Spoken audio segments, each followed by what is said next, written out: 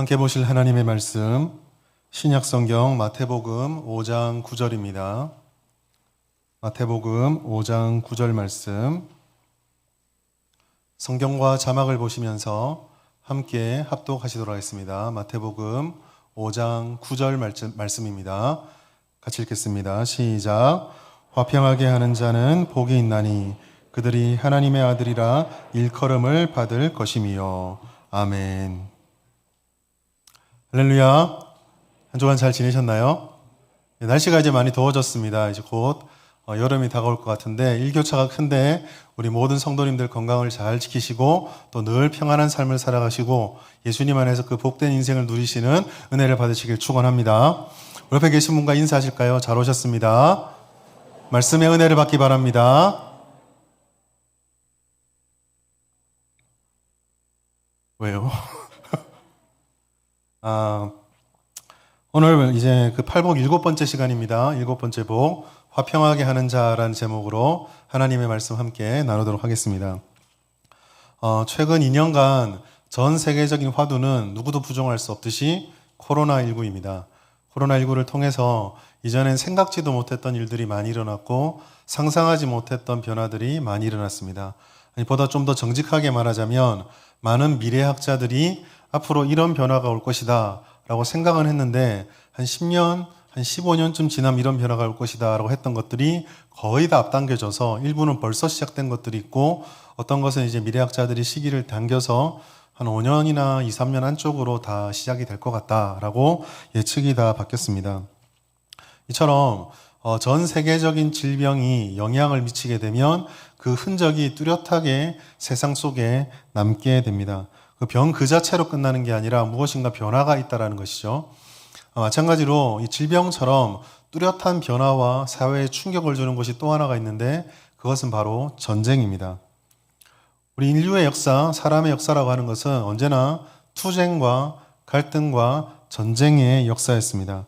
여러분들 역사에 조금만 관심을 가지고 역사 다큐멘터리라든지 역사를 이렇게 들여다보시면 세계사의 굵직굵직한 사건들 치고 전쟁이 연결되지 않는 것은 거의 없습니다.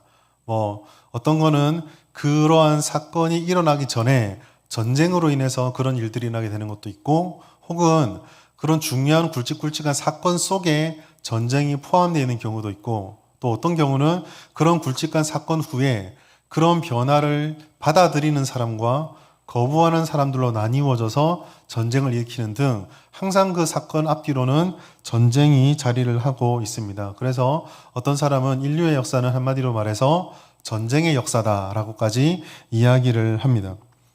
근데 우리가 이런 전쟁 말고도 우리는 그 전쟁뿐만 아니라 수많은 갈등과 수많은 다툼 속에서 살아가고 있습니다. 우리 주변만 세계까지 보지 않고 우리 주변만 둘러보아도 수많은 갈등들이 우리 속에 있습니다. 이미 익숙한 것이지만 지역 갈등이든지 동서 갈등 혹은 남북 갈등 이런 것들은 이미 우리 익숙한 것이고 최근 들어서는 여기에 더해져서 남녀 갈등, 세대 갈등, 종교 갈등, 소득 갈등 하여간 뭐든지 앞에 단어만 붙이고 갈등만 붙이면 다 되는 것처럼 갈등에 둘러싸여 있는 시대를 살아가고 있는 것 같습니다. 그래서 이렇게 말할 수 있으면 좀 슬픈 현실이지만 이렇게 말할 수도 있을 것 같아요. 역사상 우리는 가장 다양한 갈등을 소유하고 경험하는 시대를 살아가고 있다. 이렇게 우리를 생각할 수도 있을 것 같습니다. 그런 갈등 속에 살아가는 우리들에게 오늘 예수님께서는 화평하게 하는 자가 복이 있다라고 말씀해 주고 있습니다. 절대 다수가 갈등과 경쟁 속에서 살아남는 것에 가치를 두는 이때에 전혀 반대되는 화평의 말씀을 주시는 것은 또한 우리들에게 여태까지 말씀해 주시는 것처럼 예수를 따르는 삶이 어떠해야 되는 것인가, 구별되어야 하는 것인가를 다시 한번 말씀해 주고 있습니다. 그 마음을 가지고 오늘 이 화평케 하는 자에 대한 말씀이 어떤 의미인지를 함께 살펴보도록 하겠습니다. 첫 번째 우리가 살펴볼 것은 우리가 살아가는 시대를 정의를 할 때 엔샬롬의 시대를 살아가고 있다라고 정의할 수 있다. 그럼 엔샬롬의 시대가 뭔가 거기에 대한 약속이 무엇인가를 좀 보길 원하는데요.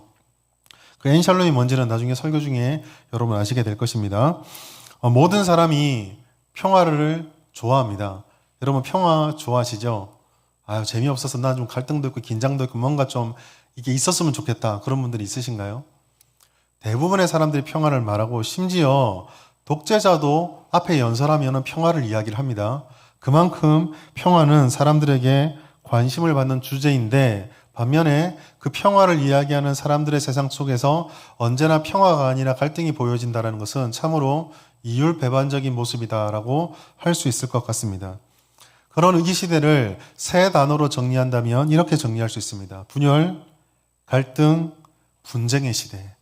우리가 살아간 이 시대는 분열과 갈등과 분쟁의 시대입니다. 혹시 여러분 갈등 지수라는 말을 들어보셨습니까? 경제를 연구하거나 사회 연구하는 분들이 그 정치, 경제, 사회 세 분야에 대해서 13개 항목을 조사하고 그것을 0점부터 100점까지 점수화시켜서 발표하는 지수가 있습니다. 그 지수들 보면 나라별로 특별히 OECD 국가 나라들의 갈등 지수들을 이렇게 일렬로 비교해서 어느 나라가 갈등이 좀 지수가 약하고 어느 나라가 갈등 지수가 높다 이런 이야기들을 발표를 하는데요. 우리나라는 갈등 지수가 몇 등일까요? 이럴 때 우리나라는 낮아요. 그런 말을 쉽게 하면 좋겠는데 아마 말씀 안 하시지만 여기 계신 대부분의 분들이 마음속으로 높을걸? 그래 생각하고 있을걸요? 네, 맞습니다. 높습니다. 그 갈등지수 한번 그래프를 보여주시겠어요? 네, 저기 세 번째 표시된 저게 우리나라입니다. 1등이 제일 낮은 나라가 핀란드인데 13.1점인데요.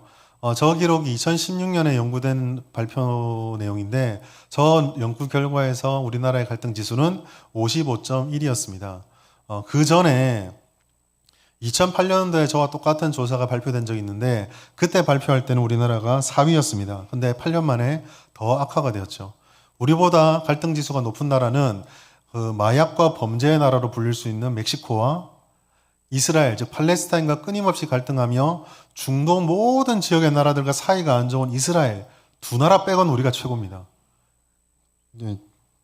별로 자랑스럽지 않죠. 특별히 이 갈등 지수들 중에 우리나라가 사회 분야, 그러니까 뭐 세대라든지 뭐 지역이라든지 뭐 이념이라든지 이런 갈등 지수는 2위로 높았고요. 그 다음에 소득 불평등, 경제 분야에서 소득이 얼마나 불평등하게 분배가 되어서 사회 문제나 위험 요소로 자리 잡고 있는가 그 수치가 3등이었습니다. 자, 이게 6년 전의 내용이었는데 그러면 지금은 어떨까요? 좋아졌을까요? 나빠졌을까요? 제가 그 최근에 자료를 찾고 싶어서 찾았는데 제가 기술이 없어서 그런지 모르겠지만 최근 자료는 찾지 못했습니다. 그런데 기억을 돌이켜서 2016년을 생각하고 2022년을 생각해 보면 딱히 그렇게 나아지는 것 같지는 않습니다. 아마 여기 계신 대부분의 분들이 제가 질문을 할 때 뭐 현상 유지 정도면 괜찮지 않을까? 딱히 나아지진 않은 것 같다라고 생각할지도 모르겠습니다. 이처럼 평화를 사랑한다고 사람들이 말하고 사회의 모든 구성원들이 평화와 화평을 원하지만 실제로 우리가 마주하는 현실은 그것과 전혀 거리가 있는 분쟁과 분열과 갈등을 경험하고 있습니다. 자신의 이익에 따라서 자신의 이익을 지키기 위해서 혹은 자기의 신념을 관철시키기 위해서 다른 사람의 이익과 다른 사람의 신념과 충돌하고 그거를 경쟁이란 이름으로 포장을 해서 도태와 생존의 관점으로 다 바라보면서 갈등의 폭은 훨씬 더 깊어지고 계속 싸움이 커져갑니다. 개인과 개인의 영역만 그런가요? 국가와 국가가 개입이 되어서 한 나라의 국가의 평화를 지키기 위해서 다른 나라의 그것은 얼마든지 파괴할 수 있고 침략할 수 있다는 세계관에 오늘날 전체 세계들은 영향을 받고 있습니다. 그리고 가정도 마찬가지죠. 이러한 개인의 아픔들이 사회생활을 하면서 위로를 받고 힘을 얻을 수 있는 가정에서만큼은 이 갈등 지수가 낮았으면 좋겠는데 안타깝게도 사회 분야로 들어갔을 때에 우리나라의 이혼율, 그 다음에 뭐 자살률 이와 같은 것들은 하나같이 다 전 세계 이건 OECD가 아닙니다. 전 세계 탑 1 아니면 탑 2 안에 들어가는 그런 안 좋은 수치들을 가지고 있습니다. 여기서 우리가 던진 질문은 야, 우리 참 힘들게 살고 있구나. 그게 아니라 왜 이렇게 되었냐라는 것이죠. 이 이유가 도대체 무엇일까? 수많은 사회학자들과 수많은 역사학자들이 나름대로의 이유를 말하고 답을 말하고 있습니다. 그런데 오늘 성경은 왜 이렇게 사회가 갈등과 분쟁과 투쟁 속에 있는가를 단순하고 명료하게 한 가지 대답으로 딱 전해주고 있습니다. 이사야서 48장 22절 말씀 같이 한번 읽도록 하겠습니다. 시작. 여호와께서 말씀하시되 악인에게는 평강이 없다 하셨느니라. 아멘. 허무할 수도 있고 아플 수도 있는데 성경이 말하는 갈등과 분쟁의 원인은 딱 하나입니다. 뭐라고 말씀하고 있죠? 우리가 세상이 악인이기 때문에 그렇습니다. 악하기 때문에, 즉 죄 때문에 이렇게 되었다라고 말씀하고 있는 것입니다. 죄가 무엇입니까? 우리가 잘 알다시피 하나님께서 선하게 창조했던 창조 본연의 모습을 하나님과의 언약을 가지고 누릴 수 있었건만 아담과 하와가 그 언약을 배반하고 선악과를 먹었기 때문에 그 모든 조화와 균형이 다 깨어져 버렸습니다. 창세기 1장부터 3장은 정말 중요한 말씀입니다. 여러분들이 성경을 읽으실 때 창세기 1장부터 3장까지 말씀을 그냥 앞에 있으니까 지나가고 무조건 읽는 말씀이라 생각하시면 조금 부족합니다. 창세기 1장부터 3장까지 말씀은 나머지 창세기뿐만 아니라 모든 성경 말씀, 그리고 이 땅을 해석하는데 기본 틀을 정해주는 기독교 세계관의 핵심이자 보고입니다.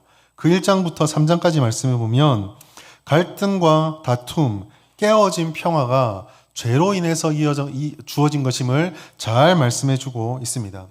특별히 아담과 하와의 관계를 통해서 우리가 좀 알 수 있는 것이 있는데요. 아담과 하와가 처음 이제 이 땅에 창조되어지고 아담이 하와를 처음 보았을 때 아담이 하와한테 했던 말이 있습니다. 혹시 기억하십니까? 이는 개다. 그게 아니고요. 이는 내 뼈 중에 뼈요, 살 중에 살이다. 제가 이 부분을 말씀드릴 때마다 꼭 물어보는 게 있습니다. 여기 계신 우리 부부 여러분, 저희 교회에서 한번 얘기했던 것 같은데 여러분의 배우자에게 당신은 내 뼈 중에 뼈요, 살 중에 살입니다라고 고백 들어보신 분이 있습니까? 내 알을 낳아도 뭐 이런 거 말고. 굉장히 큰 거거든요. 내 살과 같고 내 뼈와 같아서 당신이 아프면 내 살이 아프듯이 아프고 당신이 부러지면 내 뼈가 부러지는 것이 아프다. 당신이 곧 나요. 나는 곧 당신입니다라고 일체화시키는 고백의 정수입니다. 얼마나 고차원적이고 얼마나 문학적이고 얼마나 감정적이고 얼마나 아름다운 고백입니까? 그런데 이렇게 아름다운 고백을 했던 아담이 선악과를 딱 먹자마자 처음 나오는 말이 조금 이제 이해하기 쉽게 돕기 위해서 각색을 하겠습니다. 이놈의 여편nep 때문에 나 망했다. 그렇게 바뀌어버립니다. 굉장히 슬픈 일이죠. 내 뼈였습니다. 그러면은 그 앞에 고백대로라면 이 여자 때문에란 말은 꼭 나 때문이 돼야 되거든요. 근데 그게 끊어집니다. 하나님께 고발하는 장면 보면 너는 너고 나는 납니다. 그렇게 깨어지는 분열과 갈등의 모습이 나타나고 있습니다. 그것뿐입니까? 에덴 동산은 아담과 하와가 하나님의 위임받은 권세로 다스리고 경작하는 일을 하고 있었지만 그 일이 투쟁이라든지 어떤 획득을 위한 힘든 노동이 아니었거든요. 그리고 그러한 다스림을 잘 받아서 에덴 동산의 모든 자연들은 아담과 하와가 지낼 수 있는 최적의 조건으로 늘 협조적이었습니다. 그러나 죄가 딱 들어오자마자 자연이 어떻게 바뀌나요? 사계절이 바뀌고 아담이 힘써 땀을 흘려 노동을 해야 되게 바뀌는데 그렇게 노동을 해도 그 땀의 대가를 곧이곧대로 주지 않는 비협조적인 것으로 바뀌어버립니다. 자연도 사람과 갈등의 단계로 돌입하게 되는 것입니다. 결국 이 죄가 들어오는 곳에서 악함이 있는 곳에서는 사람과 사람 사이의 관계도 깨어지고 사람과 모든 피조물, 자연과의 사이도 다 깨어져 버리는 것입니다. 그런데 이와 같이 사람과 사람 사이의 관계, 사람과 자연 사이의 관계보다 훨씬 더 심각하게 깨어진 것이 있습니다. 그것은 바로 하나님과의 관계가 완전히 깨어져 버린 것입니다. 아담과 하와는 언제나 하나님이 에덴 동산에 찾아오는 때를 기다려서 같이 대화를 나누었습니다. 그러나 죄가 들어오자마자 그들이 하나님의 말씀을 듣고 나서 제일 처음 했던 것은 숨는 것이었습니다. 피하는 것이었습니다. 그리고 하나님의 창조의 은혜를 변명거리로 삼는 거였습니다. 왜 선악과를 거기 두셨습니까? 왜 이 여인을 창조하셨습니까? 감사가 모두 고발의 이유로 다 바뀌어 버리는 것이죠. 결국 하나님과의 관계가 깨어져 버렸던 인류는 하나님이 아닌 자신을 중심으로 살게 됩니다. 창세기 4장이 보여주는 것은 이와 같은 자신만 남은 인류가 기분 나쁘다고 형제를 살해하고 기분 나쁘다고 한 마을을 멸족시켜버리고 어린아이가 자기를 놀렸다고 한 마을을 몰살시켜버리는 인간이 죄로 인해서 얼마나 파괴적으로 변화갈 수 있는지를 노골적으로 보여주고 있습니다. 그리고 이와 같이 자기 만족을 위해 살아가는 사람은 정욕과 욕망에 사로잡히게 되고 이 정욕과 욕망 때문에 경쟁에 빠지게 되어서 늘 갈등을 하게 되는 것. 그래서 정욕이 있는 곳엔 평화가 없다라는 주님의 말씀이 어떻게 실현되는지를 몸소 보여주고 있었습니다. 야고보서 4장 1절 말씀도 이것을 말씀해주고 있는데요. 같이 한번 읽어보겠습니다. 시작. 너희 중에 싸움이 어디로부터 다툼이 어디로부터 나느냐? 너희 지체 중에서 싸우는 정욕으로부터 나는 것이 아니냐. 자, 이와 같은 사실에서 우리가 정리할 수 있는 것이 알 수 있는 사실이 두 가지입니다. 첫 번째로 죄로 타락한 인간, 그리고 그 본성에 있는 탐욕과 정욕, 자기 만족을 사람들이 추구할 때 그 이기심이 바로 평화를 깨트리고 갈등과 분열을 일으킨다라는 것입니다.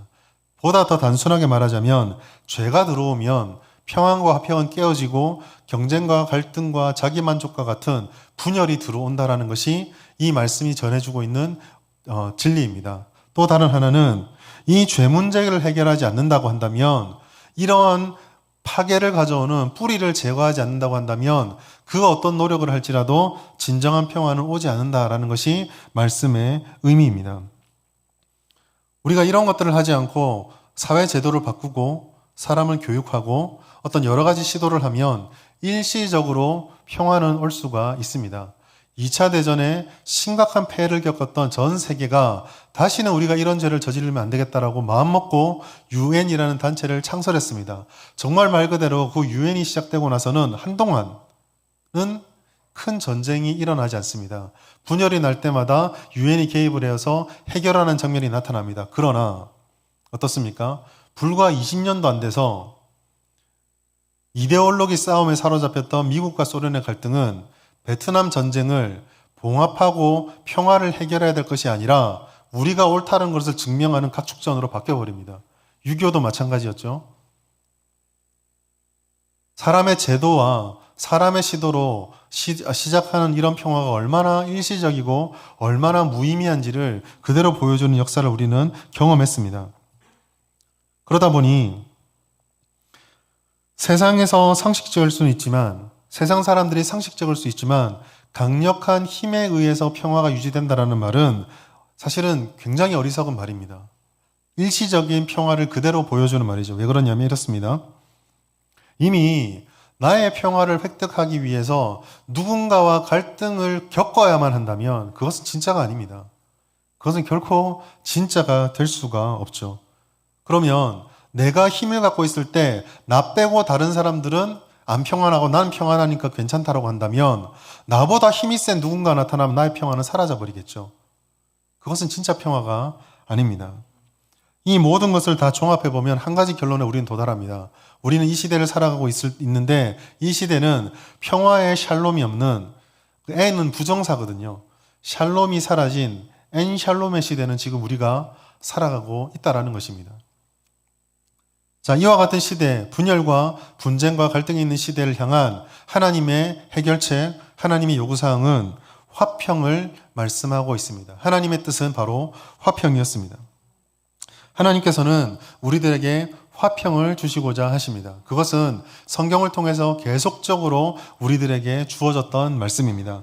예레미야서 29장 11절 말씀 보시면 여호와의 말씀이니라 너희를 향한 나의 생각을 내가 하나니 평안이요 재앙이 아니니라 너희에게 미래와 희망을 주는 것이니라 라고 말씀하셨습니다. 하나님은 심판을 앞두고 있는 이스라엘 사람들을 향해서도 겉으로 드러난 이 심판의 진정한 의미는 너희들을 회복시키고 살리기 위한 나의 은혜, 평안의 선포다라고 말씀해 주셨습니다. 이와 같은 하나님의 뜻이 신약으로 오면서 예수 그리스도를 이 땅에 보내심으로 더욱더 선명하고 명확하게 선포가 되었습니다. 요한복음 14장 27절 말씀 우리 상반절만 같이 한번 읽겠습니다. 시작. 평안을 너희에게 끼치노니 곧 나의 아멘. 예수님께서도 이 땅에 오셔서 내가 평안을 주기 위해서, 그것도 세상이 말하는 평안이 아니라 변하지 않고 영원히 흔들리지 않는 하나님이 약속하신 평안, 나의 평안을 주기 위해서 이 땅에 왔다라고 분명하게 말씀하셨습니다.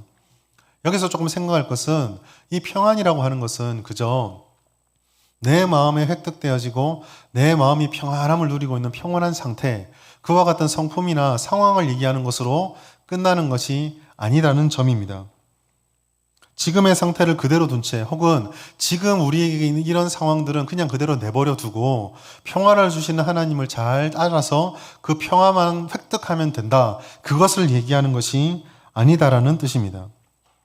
우리는 앞서 이 평안을 해치는 것이 죄와 욕망, 그로부터 오는 갈등과 분쟁이다라고 말씀을 드렸습니다. 그렇다면 진정한 평화라고 하는 것은 세상에 없다는 얘기가 되고, 하나님께서 평안을 얘기하시고 예수가 평안을 선포했다라는 것은 우리는 예수를 통해서 죄가 없으신 그 하나님 안에 있는 평안을 얻을 때에만 평화와 화평을 얻을 수 있다, 누릴 수 있다라는 결론에 도달하겠죠. 그렇다고 한다면 평화를 위해 죄 문제를 해결하는 것, 그리고 그 죄가 해결되어야 정욕과 죄가 사라지고 갈등과 분열이 사라진다는 것은 필연적인 것입니다. 따라서 이 죄 문제를 직면하고 이것을 해결하지 않고 그 우리 안에 그 죄의 씨앗이 뿌리는 열매들을 찾아서 분쇄하지 않고서는 그 정욕과 그 결과들을 제거하지 않으면 평화할 수 없다는 결론에 도달합니다. 그렇다면 이 하나님의 화평은 우리가 그동안 수없이 시도했던 사람들의 생각, 사회적인 변화, 제도적 노력, 교육 등으로 획득할 수 있는 것이 아닙니다. 힘으로 얻을 수 있는 평화, 아까 말씀드렸던 것처럼 강력한 힘이 평화를 담보한다. 그 강력한 힘이 조건이 되어서 평화를 얻는다고 한다면 그 평화는 하나님이 말씀하시는 진정한 평안이 아니다라는 것이죠.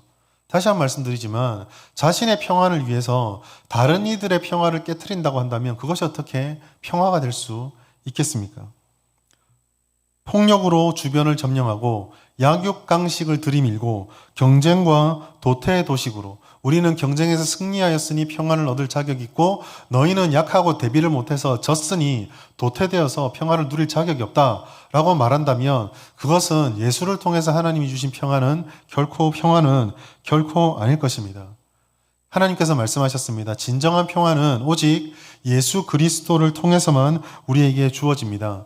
예수님께서 십자가에서 보여주셨던 죄의 권세와 분쟁과 갈등의 사슬을 끊어버리시고 원수들을 끝까지 사랑하셨던 그 사랑으로 이룩한 그 속에서 발견되는 평화만이 우리들을 진정으로 평화롭게 만들어 주시는 것이죠.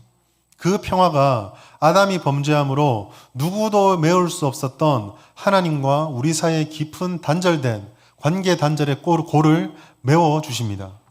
그렇게 관계가 회복될 때 우리는 그 하나님과의 관계 속에서 얻은 사랑과 은혜로 다른 사람과의 끊어진 관계를 다시 사랑하고 복구시키고 평화롭게 지켜갈 수 있게 되는 것입니다. 바로 하나님의 은혜가 모든 다툼과 갈등을 종식시키고 평화를 누릴 수 있는 길을 내어주신 것입니다. 이것을 바울은 에베소서 2장 13절부터 14절까지 말씀에 이렇게 말하였습니다. 같이 읽겠습니다. 시작. 이제는 전에 멀리 있던 너희가 그리스도 예수 안에서 그리스도의 피로 가까워졌느니라. 그는 우리의 화평이신지라. 둘로 하나를 만드사 원수된 것 곧 중간에 막힌 담을 자기 육체로 허시고. 예수님의 육체의 깨어짐은 우리의 모든 갈등과 분열의 장벽과 경계들을 깨트리는 그런 죽으심이었습니다. 복음은 죄의 모든 사슬을 끊어버립니다. 복음은 죄와 정욕의 지배 속에 사로잡혀 있는 모든 사람을 속박하고 있는 그 사슬을 끊어버립니다. 성도는 비록 이와 같은 은혜를 받았음에도 여전히 때로는 싸우기도 하고 때로는 서로 불평하기도 하고 때로는 갈등하긴 하지만 그럼에도 하나님의 복음을 믿었기에 하나님이 주시는 평안이 무엇인지를 알고 누리는 자들이 된 사람들입니다. 그것을 알기 때문에 비록 부족하고 연약하지만 그 상태에 머물지 않고 하나님께서 주시는 화평을 충만히 누리고 붙잡는과 동시에 그 성품을 소유하는 것에서 그치지 않고 그 성품과 평화를 전파하고 전하는 사명을 따라 살아가게 됩니다. 이것이 평안입니다. 성도는 평안을 이루기 위한 일체 행동까지도 다 실천하고 감당하는 것이죠. 이것은 오늘 말씀 속에서도 그대로 드러나고 있습니다. 하나님께서, 예수님께서 우리들에게 화평이 복이라고 말씀하실 때 화평을 아는 자가 복되다라고 하지 않으셨습니다. 뭐라고 하셨죠? 화평케 하는 자가 복이 되다라고 말씀하셨습니다. 이 화평케 하는 자다는 말은 두 가지의 단어가 섞여져 있는 합성어입니다.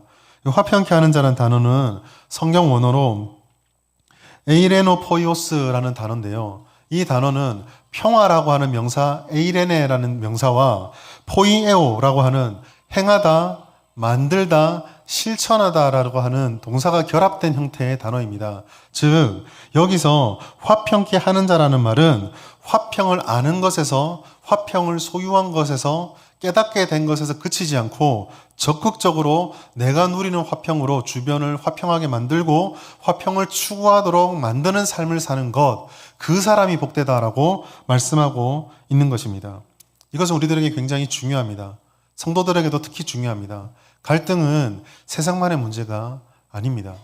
여러분, 교회와 교회, 그리고 성도와 성도들 사이의 다툼과 분쟁, 싸움의 이야기들은 우리나라 어느 교회를 가더라도 늘 들을 수 있는 주제 중에 하나입니다.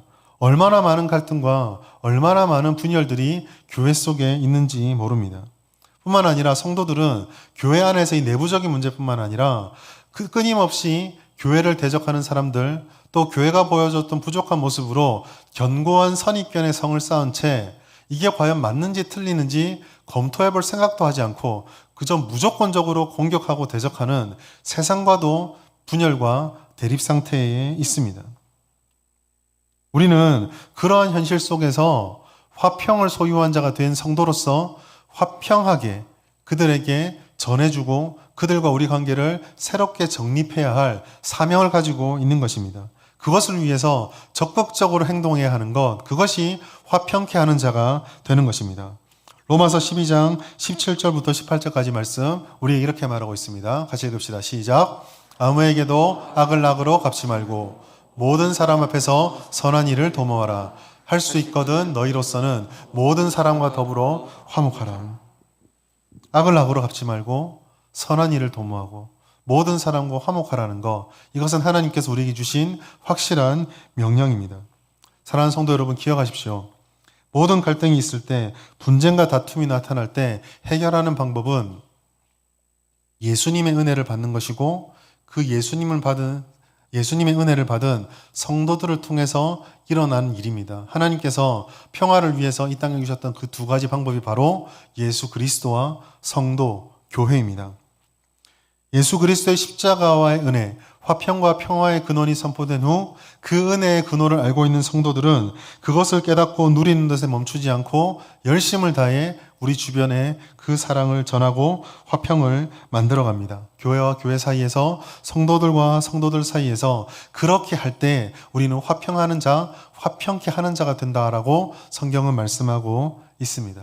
자, 그럼 우리가 이렇게 화평케 하는 자가 되었을 때 어떠한 약속을 받는가? 하나님께서 오늘 우리에게 주신 말씀, 예수님께서 우리에게 약속하신 것은 하나님의 아들이라 일컬음을 받을 것이다 라고 말씀해 주고 있습니다. 하나님의 아들이라 일컬음을 받는다. 이게 과연 무슨 의미일까요? 두 가지를 생각할 수 있습니다. 첫 번째 우리에게 주신 약속은 하나님의 아들, 즉 상속자가 되어서 그의 권세와 하나님의 모든 것을 소유하게 된다. 이것이 하나님이 화평케 하는 자에게 주어진 약속입니다. 근데 잘 생각해 보십시오. 우리는 하나님의 아들이라고 불릴 만한 자격이 없습니다. 아들은커녕 사람들의 대부분의 본성은 비록 구원을 받았음에도 불구하고 여전히 영향을 받는 것을 통해서 발견할 수 있는데, 언제나 사람들은 하나님을 대적하고 하나님을 거부하고 하나님을 외면하였습니다. 때론 성도들에게서도 이런 모습 발견되지 않나요? 성도들 속에서 때로는 내 모습에도 그게 발견됩니다. 내가 믿음이 있다라고 말하면서 도저히 하나님이 성품이다라고 내게 하나님이 있다. 내게 하나님의 은혜가 있다. 그래서 내가 이런 말을 한다. 이런 행동을 한다. 이게 과연 맞나? 스스로도 그런 충격에 사로잡힐 때 있지 않으신가요? 그런 옆에 사람들을 바라보며 그런 나를 바라보며 실망하고 좌절하고 상처받고 깜짝 놀랄 때가 있지 않습니까? 그런 모든 것을 보면은 우리가 하나님의 아들이 된다? 이것은 결코 자연스러운 것이 아닙니다. 당연한 것이 아닙니다. 우리가 하나님의 자녀가 된다? 하나님의 아들로 일컬음을 받는다? 하나님의 상속자가 되었다라는 것은 놀라운 은혜입니다. 아니, 놀라운 은혜 정도가 아니라 우리가 받은 은혜와 특권 권리들을 1등급, 2등급, 3등급으로 나눈다고 한다면 만약에 이렇게 하나님의 자녀가 된다, 상속자가 된다는 것은 1등급도 아니라 특등급 중에 특등급의 은혜입니다. 우리가 무슨 복을 달라고 구하든지 우리가 받을 수 있는 복 중에 최고의 복이 바로 하나님의 아들, 하나님의 상속자가 된다라는 이 복입니다. 왜 그럴까요? 아들이 된다라는 거, 자녀가 된다라는 거, 상속자가 된다라는 거, 그 상속의 의미를 가지려면 상속을 해주는 사람이 누군지가 굉장히 중요하죠. 여러분, 왕자가 가치 있는 이유가 뭘까요? 왕자가 왜 가치 있습니까? 왕자가 소중한 이유, 왕자가 가치 있는 이유는 아버지가 왕이기 때문입니다. 아버지가 아무것도 아닌데 내가 왕자다, 아무 의미 없습니다. 아버지가 왕이니까 왕자가 의미가 있는 것이죠. 마찬가지입니다. 하나님이 우리를 왕자로, 하나님이 우리를 자녀로 삼으셨습니다. 그 아버지의 모든 것은 곧 아들인, 자녀인, 상속자인 우리의 것이 될 것입니다. 그 하나님이 가지고 있는 것이 무엇입니까? 만유의 모든 것이고 지혜의 모든 것이고 선함의 모든 것이며 시간의 모든 것이고 의로움의 모든 것이며 모든 지혜, 모든 지식이 그 안에 다 있습니다. 그리고 만물을 통치하고 다스리시는 주권과 권세도 하나님에게 있습니다. 결국 이 하나님으로부터 바라보며 하나님을 바라보며 와, 하나님 정말 대단하시네요 하는 그 모든 것이 우리의 것이 된다는 것입니다. 이게 화평하는 자에게 주시는 은혜의 첫 번째입니다. 그렇게 하나님께서 소중하게 여기시기 때문에 하나님의 아들 상속자가 된 이는 하나님으로부터 왕자가 받는 보호, 한없는 사랑과 놀라운 보호하심으로 끝까지 지킴을 받는 것입니다. 시편 121편 7절 8절 말씀 같이 한번 읽겠습니다. 시작. 여호와께서 너를 지켜 모든 환난을 면하게 하시며 또 내 영혼을 지키시리로다. 여호와께서 너의 출입을 지금부터 영원까지 지키시리로다. 히브리 말씀, 히브리 수사법을 말씀드릴 때 같은 내용의 단어가 반복되는 것은 강조하는 것이다라고 말씀을 드렸습니다. 오늘 이 시편 121편 7절부터 8절까지 말씀을 보십시오. 화평을 행하고 이 땅에서 믿음을 지켜가는 여러분들을 하나님이 뭐라고 말씀합니까? 지키신답니다. 또 지키신답니다. 그리고 지키신답니다. 같은 말을 3번 반복하고 있습니다. 완전수가 들어가 있습니다. 3이라는 완전수가 들어가 있습니다. 이것은 무슨 말입니까? 나의 지키심은 누구도 흔들 수 없는 지킴, 변하지 않는 보호, 절대 실패하지 않는 보호. 내가 말했으니 결코 난 너희를 혼자 내버려 두지 않겠다라는 하나님의 강한 선언이 그 속에 담겨 있는 것입니다. 이것이 아들 된 우리의 권세입니다. 두 번째로 하나님의 아들이라 일컬음을 받는다는 것은 우리가 하나님을 닮아간다는 것을 말하고 있습니다. 자녀가 부모를 닮는 것은 당연한 것이죠. 자녀들은 부모를 닮아갑니다.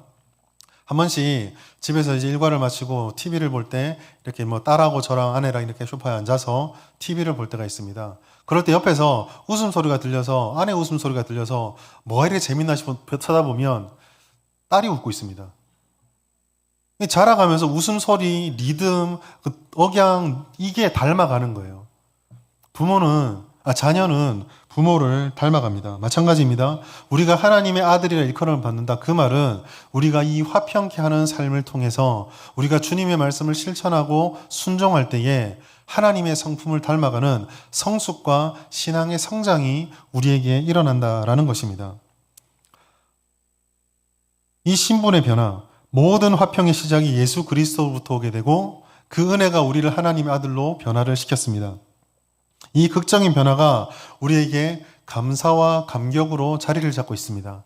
그 감사와 감격은 여전히 그 평화를 알지 못해서 죄의 속박 속에 우리를 갈등케 하고 우리를 공격해 하는 사람들 앞에서 똑같이 맞대응하는 것이 아니라 우리를 사랑해 주셨던 그리스도의 사랑으로 그를 품게 되는 변화된 태도로 나타나게 됩니다.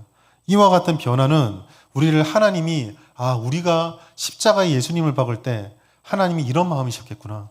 하나님이 이렇게 깨닫지 못하고 끊임없이 죄 속에 매여 있는 사람들을 볼 때 이런 마음으로 나를 구원하셨구나. 그 생각들을 통해 우리의 심령이 더 관용적으로, 더 포용적으로, 더 성숙한 인격으로 변화되게 되는 것입니다. 근데 우리 옛말에 개구리 올챙이 때 생각하지 못한다는 말이 있죠. 이게 무슨 말일까요?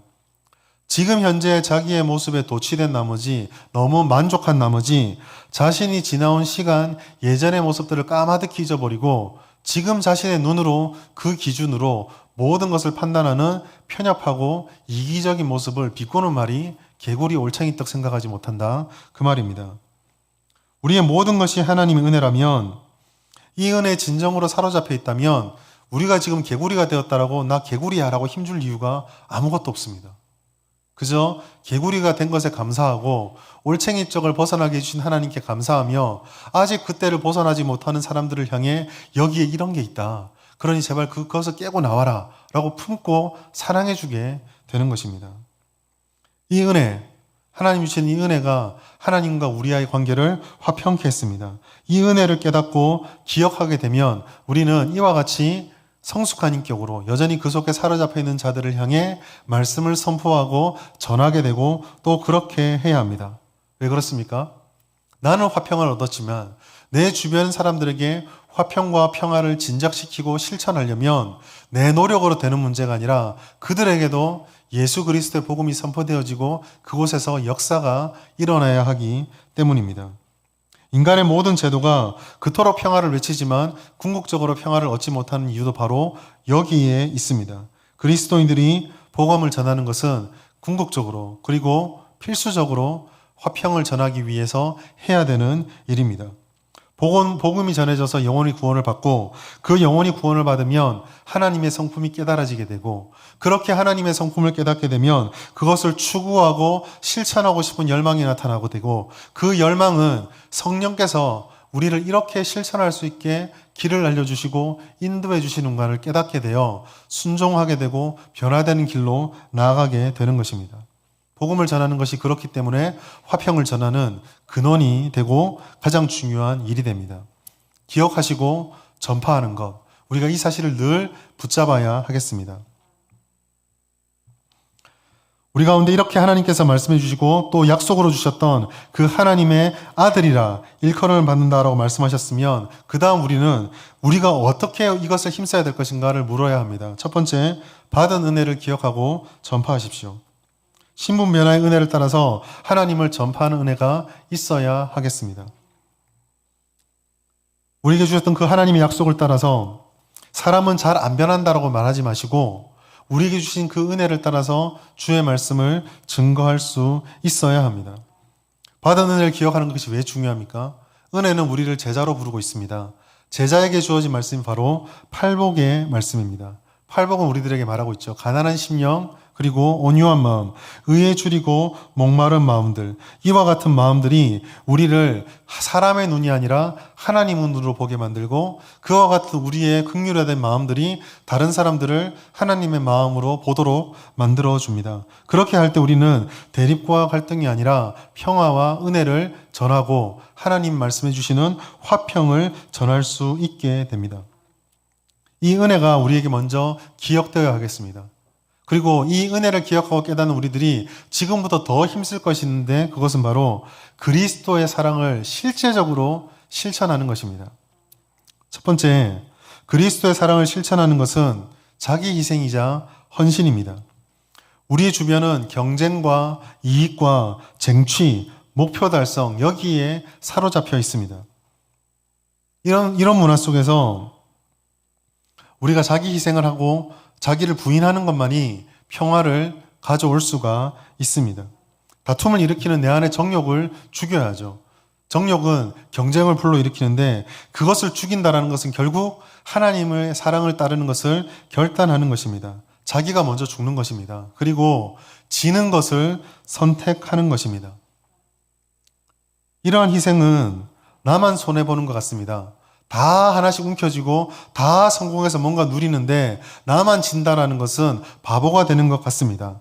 맞습니다. 손해를 볼 것이고요. 다른 사람들에 의해서 내 자신의 존재가 어쩌면 무너지는 것 같은 것도 경험할 수 있습니다. 힘들고 아플 것입니다. 그러나 하나님께서는 이와 같은 일들을 회피하라 말하지 않으시고 보상을 얘기하기 전에 먼저 그와 같은 헌신과 자기가 죽는 것을 통해서 하나님을 사랑을 전하는 것, 그것이 바로 우리가 받았던 예수 그리스도의 사랑이다라고 말씀해 주고 있습니다. 고린도전서 4장 6절 말씀에 보면 이렇게 말하고 있습니다. 너희가 피차 고발함으로 너희 가운데 이미 뚜렷한 허물이 있나니 차라리 불의를 당하는 것이 낫지 아니하며 차라리 속는 것이 낫지 아니하냐. 여러분, 이 말씀을 앞으로 우리 교회가 또 여러분이 신앙생활하면서 대립과 갈등이나 의견 충돌이 날 때마다 늘 기억하십시오. 여러분, 성경에 뭐라고 말합니까? 너희가 피차 고발함으로 옳고 그름이 분별될 것이다 말하지 않습니다. 고발하는 순간 내가 맞고 당신이 틀렸어, 혹은 당신이 맞고 내가 틀렸어 라고 논쟁하라는 그 순간부터 둘 다 죄인이다라고 말하고 있습니다. 뚜렷한 허물이 그 속에 있다라고 말하고 있습니다. 왜 그렇습니까? 하나님께서 우리에게 주셨던 사명은 옳고 그름을 판단하고 판결하라가 아니라 화평하라였기 때문입니다. 차라리 불의를 당하는 것이 낫지 아니하냐.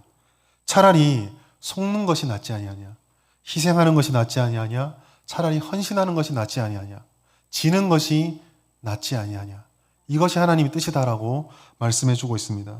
두 번째로 그와 같은 사랑을 실천할 때 우리가 또 주의해야 될 것이 있는데 말을 조심하고 말로 인한 갈등을 피하는 것입니다. 이것은 다른 말로 표현하자면 한마디를 더 하기 전에 듣기를 더 힘쓰는 것이 유익하다라는 말씀입니다. 여러분, 열심히 듣는다고 해서 그 듣는 사람과 싸움이 나는 경우는 별로 없습니다. 내 이야기를 잘 들어준 사람, 내가 막 불평을 얘기할 때 1시간 내내 들어준 사람이 이야기가 다 끝나고 나서 이거 듣기만 하는데? 그러고 싸우진 않습니다. 들어줘서 감사합니다죠. 언제 싸움이 납니까? 한마디라도 더 하려고 할 때, 내 뜻을 하나라도 더 관철시키려고 할 때, 그럴 때 갈등과 싸움이 납니다. 내 입장을 한 번 더 설명하고 싶고 내 생각을 한 번이라도 더 드러내고 내 억울함을 한 번이라도 변호하려고 할 때 그때 다툼이 일어납니다. 그래서 야고보서는 이렇게 말했습니다. 야고보서 1장 19절 말씀 같이 한번 읽겠습니다. 시작. 내 사랑하는 형제들아 너희가 알지니 사람마다 듣기는 속히 하고 말하기는 더디하며 성내기도 더디하라. 세 번째로 이와 같은 화평케 하는 자의 사랑이 원수를 향한 사랑으로부터 출발한다는 거 기억하십시오. 예수가 우리를 구원하실 때에 뜻이 맞는 사람, 내가 볼 때 자격이 있는 사람, 내 입맛에 꼭 맞는 사람을 찾아서 선별적으로 구원하지 않으셨습니다. 예수님의 사랑은 오히려 그를 끊임없이 괴롭히고 끊임없이 대적하고 심지어 십자가 위에 발가벗겨 달아놓고 조롱하고 멸시하고 놀리고 고함쳤던 그 사람들을 구원하려고 십자가를 지셨습니다. 우리가 하는 화평, 우리가 하는 사랑이 이런 것이어야 합니다. 어렵고 힘든 사람, 미운 사람을 거부하고 외면하는 세상, 내가 반드시 이겨야 된다라고 말하는 그 세상과 다른 길을 가는 것, 누구든지 다 불편하고 누구든지 같이 하기 싫어하는 사람을 향해서 손을 펼치고 화평을 내미는 것, 그것이 이 사랑을 드러내는 것입니다. 조금 극단적으로 말씀을 드리면 이렇습니다.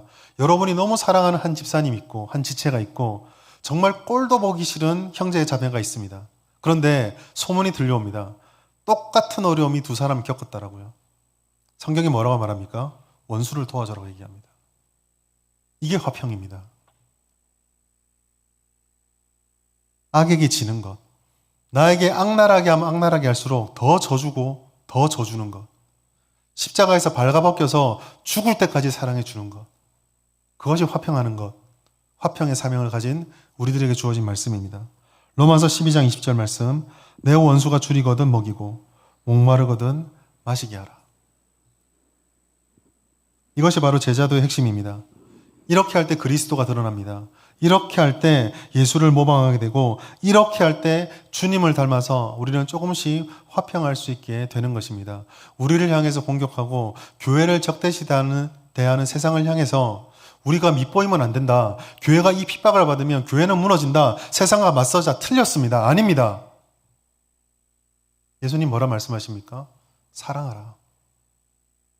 우리에게 아무것도 안 해준 세상이 그렇게 10번 20번 우리를 조롱하고 멸시하고 공격했을 때 한 번의 무너짐을 가지고 우리에게 나와 제발 교회가 좀 도와주십시오 할 때 너희들 했던 걸 기억해라가 아니라 먹이라고 하십니다.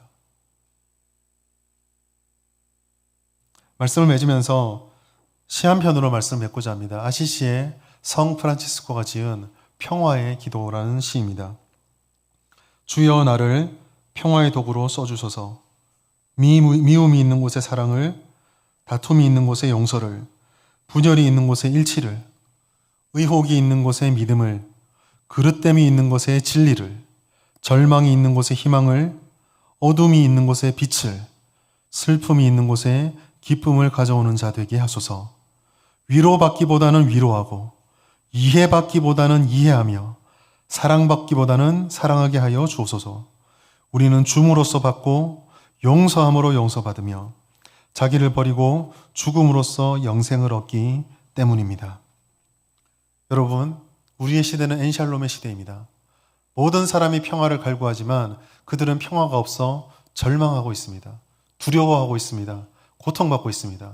그러나 우리는 예수 그리스도를 믿음으로 하나님의 평화, 원수를 사랑하시는 자를 회복시키시는 완전 무결한 평화가 무엇인지를 배웠고 알고 있습니다. 그런 우리들에게 화평하게 하는 자가 되라는 사명이 주어졌습니다. 교회 안에서 우리는 이 화평을 누리는 자가 되어야 합니다. 끊임없이 우리의 옳음을 증명하여 교회 안을 정의롭게 하겠다라는 것은 하나님께 맡겨주십시오. 그것은 하나님이 하실 일입니다. 우리가 해야 되는 일은 십자가 위에서 발가벗겨 돌아가셨던 예수님을 닮아 어떻게 하면 더 질 수 있을까? 어떻게 하면 더 희생할 수 있을까? 어떻게 하면 더 평화로울 수 있을까를 고민하고 실천하는 것입니다.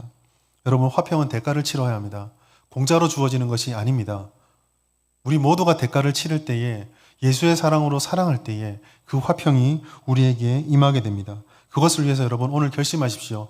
기꺼이 희생하기를 결심하십시오. 대가를 치르겠다고 다짐하십시오. 그런데 이것은 이것은 절망이 아니고 손해가 아니라 복입니다. 우리가 이렇게 할 때 우리는 하나님의 자녀라 일컬음을 받게 될 것입니다. 내어주었습니다. 버렸습니다. 잃어버렸습니다. 그러나 우리는 이렇게 다른 이들을 위해서 내어주고 버리고 잃어버린 순간 비로소 깨닫게 될 것입니다. 다 가지게 되었다는 사실을. 모든 것이 내 것이었다는 사실을 그때서야 알게 될 것입니다. 이렇게 깨닫는 자를 하나님께서 보호하십니다. 채워주시고 화평을 더욱더 깊게 누리도록 인도해 주십니다. 이 말씀을 기억하시면서 화평하게 하는 자가 되어 교회를 선하고 아름답게 만들고 성도와 성도 사이를 아름답고 풍성하게 만들며 더 나아가 우리 진주 성북교회 성도들이 가는 그 모든 곳에서 화평의 물줄기가 폭포수처럼 쏟아져 하나님 은혜가 넘치는 곳이 되고 또 그렇게 쓰임받는 교회, 그렇게 쓰임받는 성도가 될 수 있기를 예수님의 이름으로 축원합니다. 하나님 아버지 감사합니다. 생명의 말씀을 통해 하나님의 음성을 들려주시니 감사합니다. 경쟁과 쟁취, 다툼과 분열이 가득한 이 세상을 우리는 살아갑니다. 그러나 이곳에서 우리도 똑같이 경쟁하고 똑같이 도전하고 똑같이 성공하는 것이 사명이 아니라 화평케 하는 자가 되어 주께서 우리에게 주신 그 화평을 전하는 사명이 우리에게 있음을 깨닫게 됩니다. 하나님 아버지, 오직 그리스도의 은혜, 주께서 주시는 그 진정한 화평을 붙잡고 우리 주변의 모든 사람들로 화평을 전하는 그런 하나님의 자녀가 될 수 있도록 인도하여 주시옵소서. 나의 자신을 낮추고 희생하며 말하기보단 듣기를 더욱더 힘쓰며 원수를 사랑하며 원수를 먹이고 그리하여 하나님의 사랑을 실천하고 드러내는 복된 인생이 되게 하여 주시옵소서. 이런 다짐 속에 하나님이 약속하셨던 하나님의 자녀라 일컬음을 받는 귀한 역사가 우리의 삶을 충만히 채울 수 있도록 역사하여 주시옵소서. 감사드리며 예수님의 이름으로 기도드립니다. 아멘.